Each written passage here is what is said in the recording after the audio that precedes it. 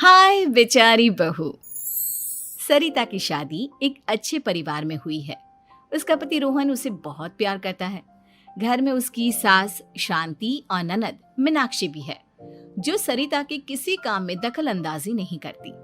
लेकिन फिर भी सरिता को ऐसा लगता है कि दुनिया की सबसे ज्यादा बेचारी बहू वही है और सबसे ज्यादा अत्याचार उसी पर हो रहा है। माँ जी, ये लीजिए आपकी चाय। अरे बहू, तूने इतनी ज्यादा चीनी क्यों डाल दी चाय में? हाय हाय माँ जी, मैंने तो उतनी ही मीठी बनाई है जितनी मीठी आपको पसंद है।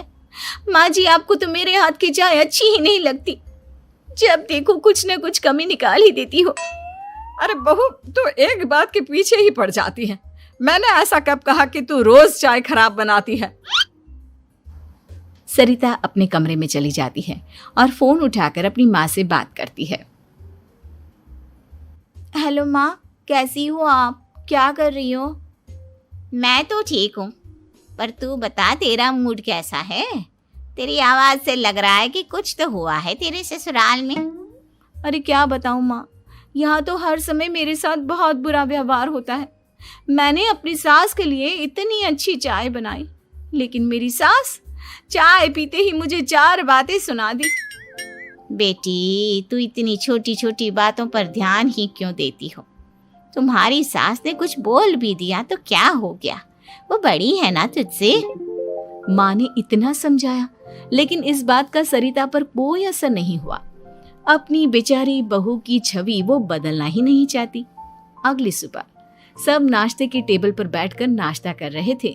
तभी सरिता ने अपने पति से कहा, सुनिए जी, मुझे ना आज बाजार से कुछ सामान लेकर आना है। आज आप ऑफिस से आने के बाद मुझे लेकर चलना ना। भाभी, मुझे भी कुछ किताबें खरीदनी है। आप दोनों जा ही रहे हो तो मेरी किताबें भी ले आना।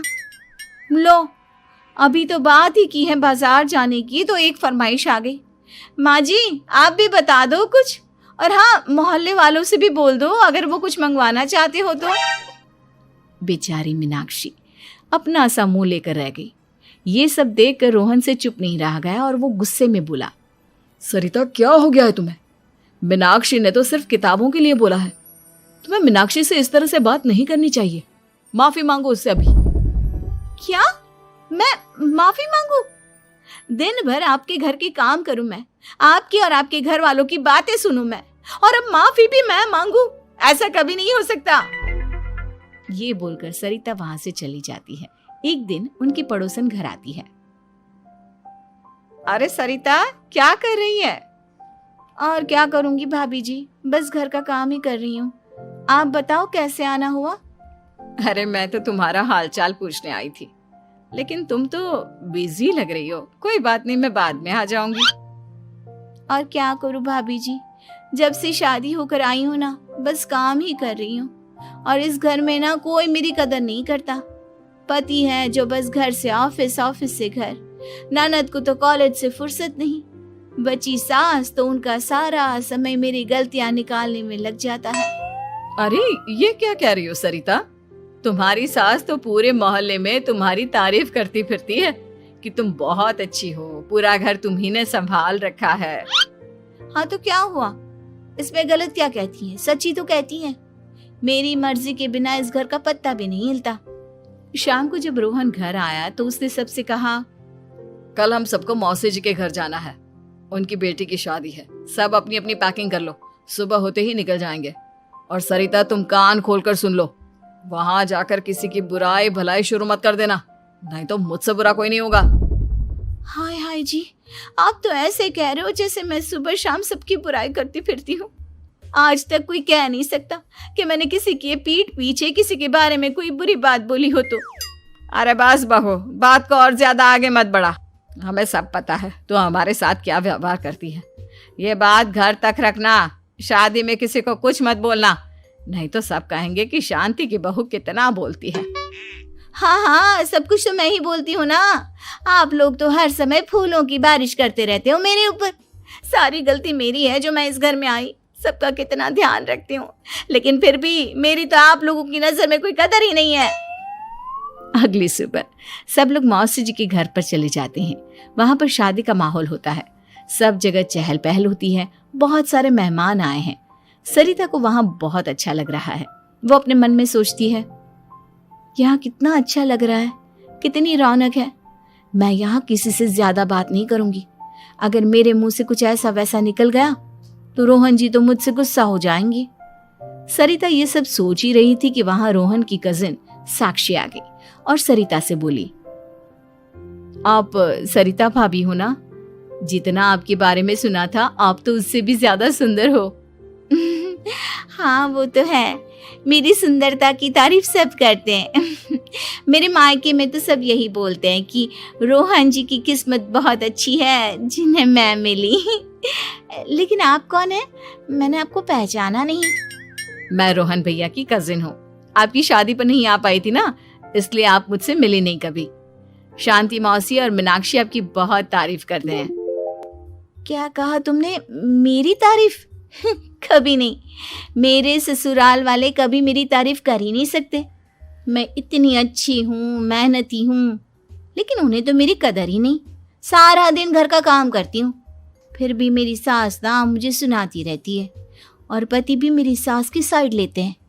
ना कभी बाहर ले जाते हैं, ना कहीं घुमाने। अगर घुमाने के लिए कभी बोल भी देना तो उनकी बहन बीच में आ जाती है। मैं कैसे रह रही हूँ उस घर में, ये मैं ही जानती हूँ। सरिता की ये बातें सुनकर साक्षी को बड़ी हैरानी हुई। अब वो हर किसी के सामने अपनी बढ़ाई और ससुराल वालों की बुराई करने लगी। रोहन और शांति को सरिता पर बहुत गुस्सा आया, लेकिन वो चुप रहे। अगले दिन जब वो अपने घर पर आए, सरिता, तुमने क्यों सबके सामने मेरी इज्जत का तमाशा बनाया? तुमसे बोला था ना कि चुप रहना। अजी ऐसा भी क्या कह दिया मैंने जो इतना भड़क रहे हो? तुम जहां जाती हो अपना रोना शुरू कर देती हो, कभी किसी दूसरे की बात ही नहीं सुनती, बस अपनी कहती रहती हो। तुमने सबके सामने हमारा तमाशा बनाकर रख दिया है। हे भगवान, मुझे अपने पास बुला ले। जिस घर में मेरी कदर ही नहीं, उस घर में मेरा क्या काम? अरे क्या करूंगी मैं यहाँ रहकर? जो भी आता है मुझे सुनाकर चला जाता है। मैं तो किसी से कुछ नहीं कहती। सीधी सादी बहू मिल गई है ना सबको, तो जो जी में आए वो करो। सरिता ने अपने आगे किसी को कुछ बोलने ही नहीं दिया, और उस दिन भी उसने सबके सामने खुद को बेचारी बना ही दिया। अगले दिन मीनाक्षी कॉलेज के लिए लेट हो रही थी, इसलिए वो हर काम जल्दी जल्दी कर रही थी। अपना नाश्ता लेने किचन में गई और पतीले में रखे गरम दूध को गिलास में डालने लगी। दूध का पतीला उसके हाथ से छूट गया और गरम गरम दूध उसके हाथ पर गिर गया। ओए माँ, हाय मेरा हाथ, माँ मेरा हाथ जल गया। मीनाक्षी की आवाज सुनकर सरिता दौड़ती हुई आई। ये क्या किया तुमने? तुम्हें नाश्ता चाहिए था तो मुझसे बोल देती, मैं क्या मना करती थी? अब पता नहीं कितने दिन की मुसीबत पाल ली तुमने। सरिता मीनाक्षी को उसके कमरे में ले गई और उसका बहुत ख्याल रखा। उसका इस तरह से ख्याल रखना शांति और रोहन को थोड़ा अजीब लगा। माँ, सरिता के दिमाग का भी कुछ पता नहीं। कल शादी में सबको इतना कुछ बोल कर आई है हमारे बारे में, और अब मीनाक्षी की कितनी अच्छी देखभाल कर रही है। ये ऐसा क्यों करती है? बेटा, तेरी बीवी की ना आदत हो गई है सबके सामने खुद को बेचारी दिखाने की, और आदत इतनी जल्दी नहीं बदलती। जब ये बोलना शुरू करती है तो रुकने का नाम ही नहीं लेती, इसलिए इसे पता ही नहीं चलता कि ये किसके सामने क्या बोली जा रही है। लेकिन दिल की बहुत अच्छी है। हमें भी अपना दिल बड़ा करके ये जैसी है इसे स्वीकार करना चाहिए।